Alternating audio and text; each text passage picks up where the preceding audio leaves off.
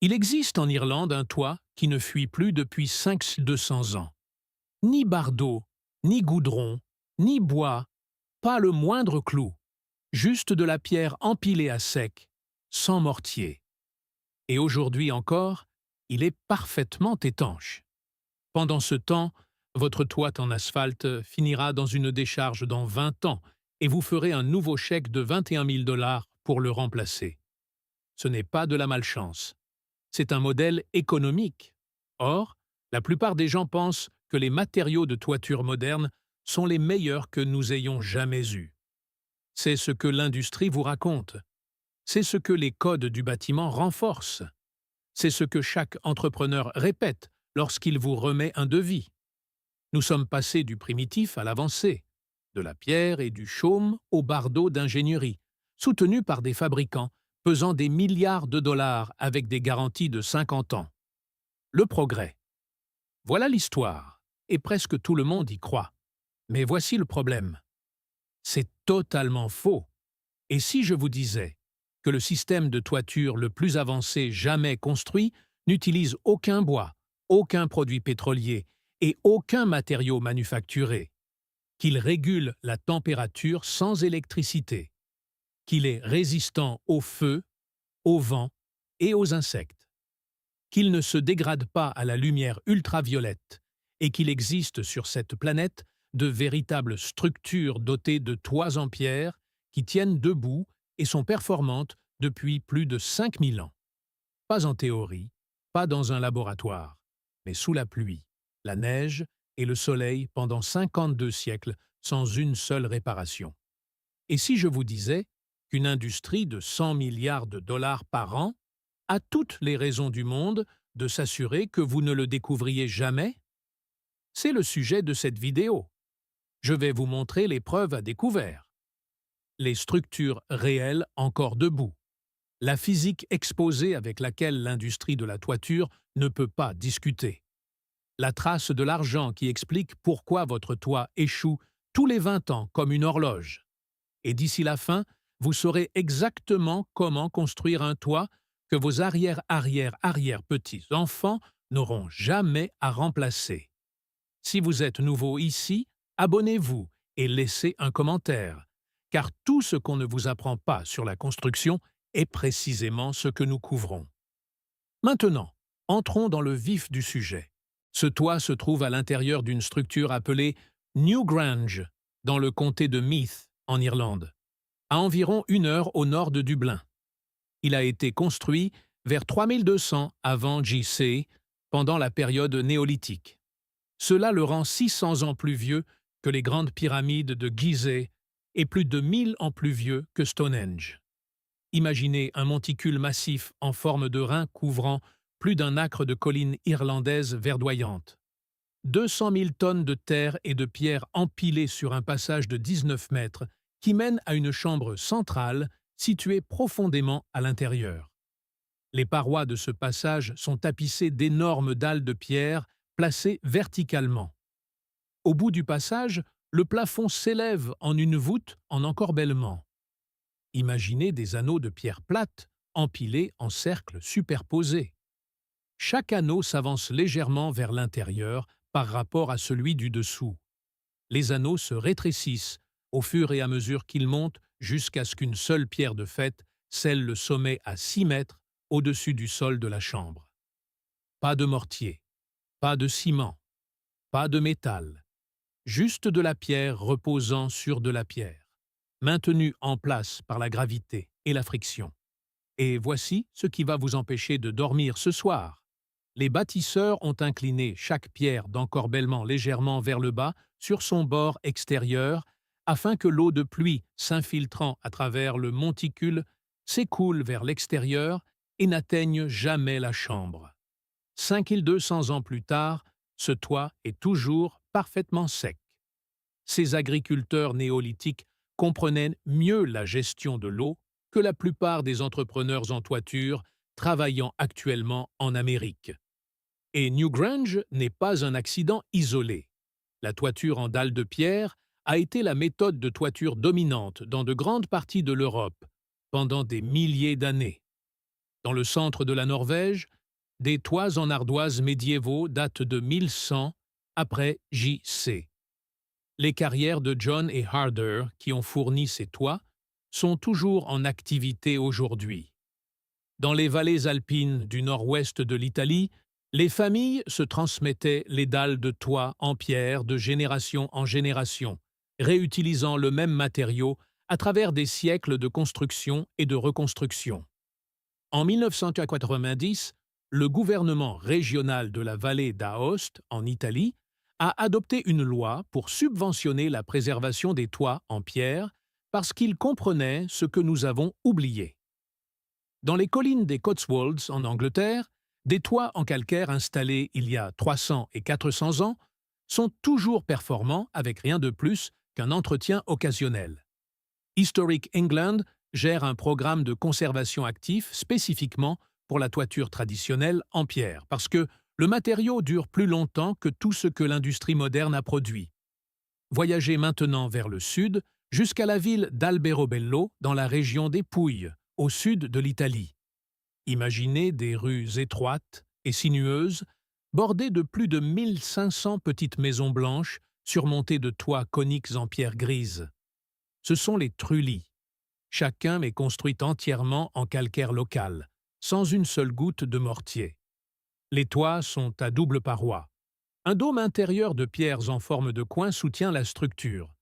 Une couche extérieure de fines dalles de calcaire, appelées chiancarelles, chacune épaisse de seulement 3 à 7 cm, est posée avec un léger angle vers l'extérieur pour que l'eau de pluie s'écoule proprement. L'UNESCO les a déclarés sites du patrimoine mondial en 1996. Des gens y vivent encore. Les murs épais en calcaire maintiennent des températures intérieures confortables tout au long de l'année sans chauffage ni climatisation mécanique. Dans la chaleur estivale méditerranéenne, l'intérieur d'un trulot reste nettement plus frais que l'air extérieur. Pas de climatiseur, pas d'électricité, juste la pierre faisant ce que la pierre fait depuis des millénaires. Ainsi, les toits en pierre durent des milliers d'années. Ils régulent la température de manière passive. Ils n'utilisent aucun bois, aucun produit pétrolier et aucun matériau manufacturé. Alors pourquoi payez-vous encore 21 000 $ tous les 20 ans pour un toit fait de sous-produits du pétrole? Cette réponse vaut plus que tout ce que je viens de vous dire. Suivez l'argent. Le marché des entrepreneurs en toiture aux États-Unis pèse environ 100 milliards de dollars par an.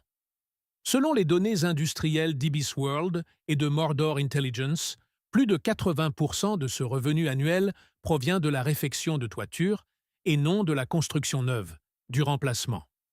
Imaginez ce chiffre. 80 cents de chaque dollar dans l'industrie de la toiture proviennent de l'arrachage d'un toit qui a échoué et de la pose d'un nouveau qui échouera également. Tout le modèle économique repose sur le fait que votre toit ne dure pas. Si votre toit survivait 500 ans, cette industrie s'effondrerait du jour au lendemain. Ils ne vous vendent pas un abri, ils vous vendent un abonnement à un abri. Les bardeaux d'asphalte couvrent environ 80% des maisons américaines. La durée de vie réaliste moyenne est d'environ 20 ans. Certains échouent en seulement 10 ans, surtout dans les zones de vent fort et de rayons ultraviolets intenses. Sur la durée d'une hypothèque de 60 ans, vous remplacerez votre toit 3 à 4 fois. À 21 000 $ par remplacement, cela représente 63 000 $ à 84 000 $ de coût de toiture pour une maison unifamiliale. Et les mêmes entreprises qui vous vendent les bardeaux vous vendent aussi les remplacements. Owens Corning a récemment annoncé une toute nouvelle installation de fabrication de bardeaux dans le sud-est avec une capacité annuelle de 6 millions de carrés. GAF a ouvert une usine d'isolation de 450 000 pieds carrés dans l'Illinois. Ces entreprises ne passent pas à l'échelle parce que les toits durent plus longtemps. Elles passent à l'échelle parce qu'elles savent que le vôtre échouera à l'échéance prévue.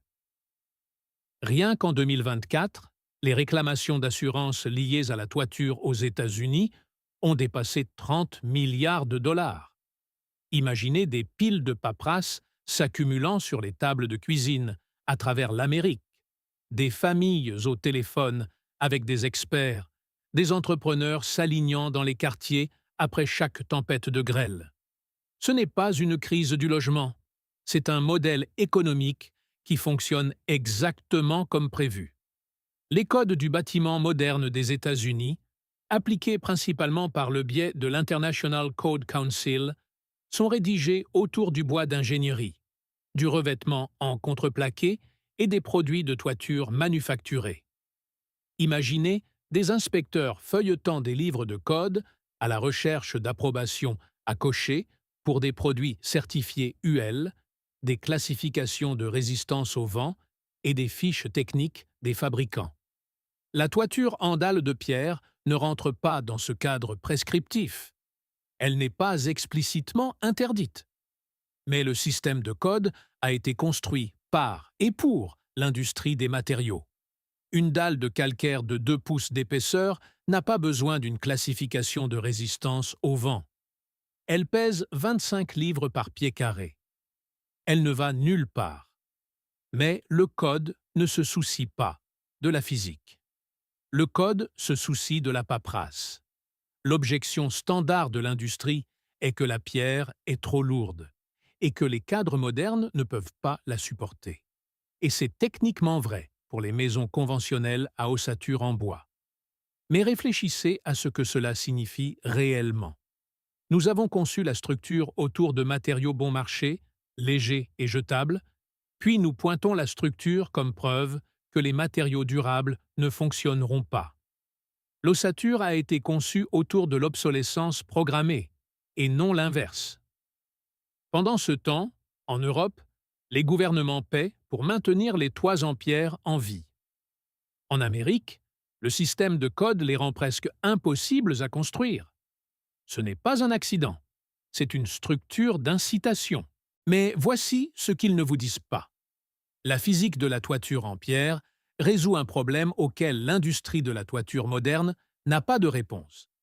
Et une fois que vous verrez les chiffres, vous comprendrez pourquoi ils préféreraient que vous ne le fassiez pas. Votre bardeau d'asphalte a une valeur R, qui mesure la résistance au transfert de chaleur à travers un matériau. La pierre a une valeur R statique faible, environ 0,5 à 0,12 par pouce, selon le type. Sur le papier, cela semble terrible comparé au matelas de fibres de verre ou à la mousse pulvérisée. Mais la valeur R ne mesure qu'une chose, la résistance. Elle ne mesure pas le stockage. Et le stockage est l'endroit où la pierre change la donne. Voyez-le de cette façon. Par un après-midi de 95 degrés Fahrenheit, votre toit en asphalte sombre absorbe le rayonnement solaire et sa température de surface atteint 160 degrés ou plus. Cette chaleur se transfère presque immédiatement dans votre grenier et votre climatiseur passe en sur-régime. Un toit en dalles de pierre absorbe cette même énergie, mais il ne la transmet pas. Il la retient. La pierre stocke la chaleur dans sa masse et la libère lentement, des heures plus tard, après le coucher du soleil et une fois que l'air extérieur s'est refroidi. Dans les climats, avec de grands écarts de température jour-nuit de 30 degrés ou plus, cet effet de masse thermique est énorme. Les scientifiques du bâtiment ont mesuré ce qu'ils appellent l'équivalent de la valeur R dynamique. Un mur de maçonnerie avec une valeur R statique de 22 dans un climat désertique peut se comporter thermiquement comme un mur à ossature bois isolé à R45. Ce n'est pas une supposition. Ce sont des données mesurées sur le terrain et publiées dans la littérature scientifique du bâtiment. Maintenant, laissez-moi être honnête avec vous, parce que c'est ce que nous faisons ici. La toiture en pierre n'est pas une solution miracle pour tous les climats. Dans un endroit comme le nord du Minnesota, où les températures de janvier restent inférieures à zéro pendant des semaines d'affilée, la masse thermique seule ne vous gardera pas au chaud. Vous avez également besoin d'isolation.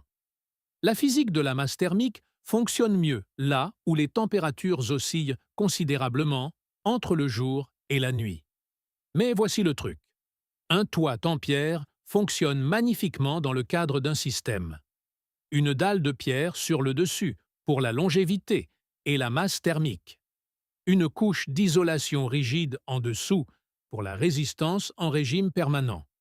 Une membrane imperméable en dessous et un support structurel approprié pour porter le poids. Cette combinaison vous donne un toit qui performe dans tous les climats et dure des siècles. Maintenant, le calcul de la durée de vie. Un toit en asphalte coûte environ 21 000 $ et dure 20 ans. Sur 60 ans, cela représente 63 000 $. Un toit en dalle de pierre correctement conçu pourrait coûter entre 35 000 $ et 50 000 $ au départ, selon la disponibilité locale de la pierre et les exigences structurelles. Mais il dure au minimum 100 ans, 200 à 300 ans, avec un entretien de base, et certains, comme nous l'avons vu, plus de 5 000 ans. Le seuil de rentabilité est d'environ 30 ans. Après cela, c'est un abri gratuit pour chaque génération qui vient après vous. Et la pierre ne brûle pas. Point final. Elle ne s'envole pas lors d'un ouragan parce qu'elle pèse trop lourd. Les termites ne peuvent pas la manger. La grêle ne peut pas la fissurer.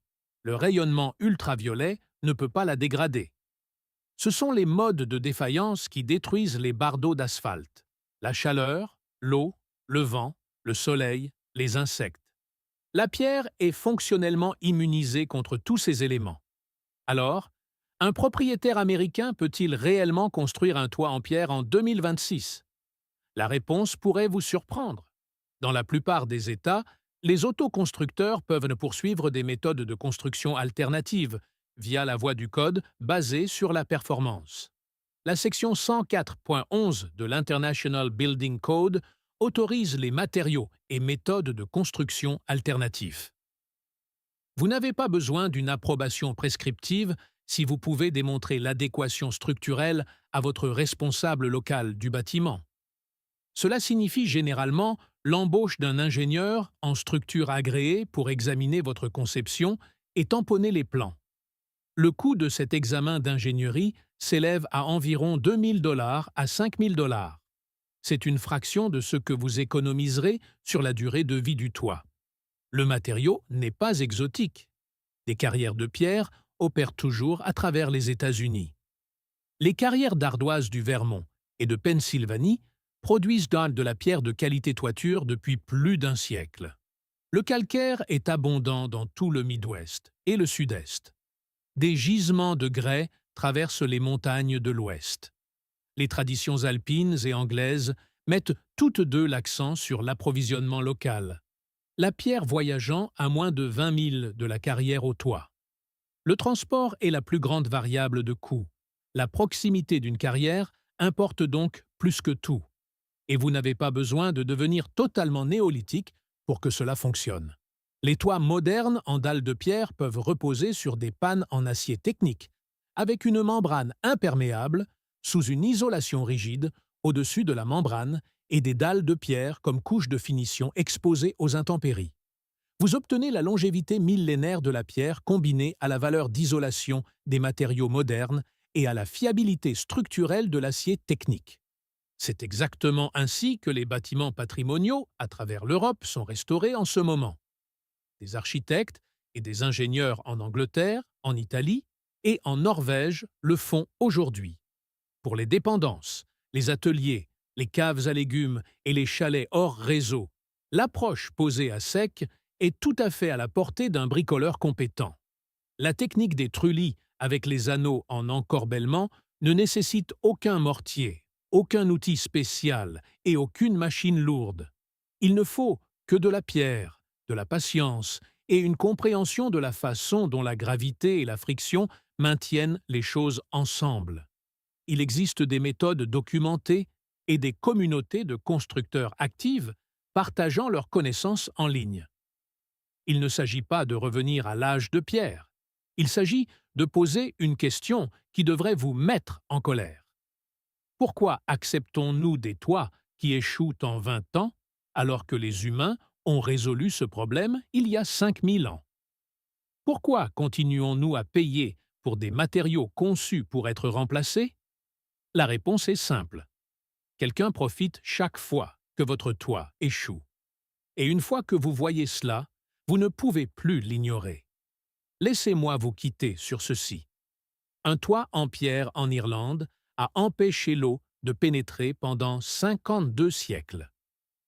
1500 maisons en pierre dans le sud de l'Italie tiennent debout depuis le Moyen Âge, et des gens y vivent encore. Toute une industrie d'une valeur de 100 milliards de dollars par an dépend du fait que vous n'appreniez jamais que votre toit en asphalte a été conçu pour échouer. Les leurs ont été conçus pour durer. La physique n'a pas changé. Les matériaux n'ont pas changé. La seule chose qui a changé, c'est qui profite de votre toit. Vous pouvez construire avec de la pierre. Vous pouvez utiliser la voie du code de performance. Vous pouvez vous approvisionner en matériaux locaux. Vous pouvez engager un ingénieur pour moins que ce que vous donnez en pourboire à votre couvreur. Ou vous pouvez faire un autre chèque de 21 000 $ dans 20 ans et tout recommencer. À vous de voir. Si cette exploration de l'ingénierie ancienne a changé votre vision du monde moderne, abonnez-vous et aimez la vidéo. Nous découvrons l'histoire qu'ils ont essayé d'enterrer et construisons un avenir qui dure. La prochaine découverte arrive bientôt.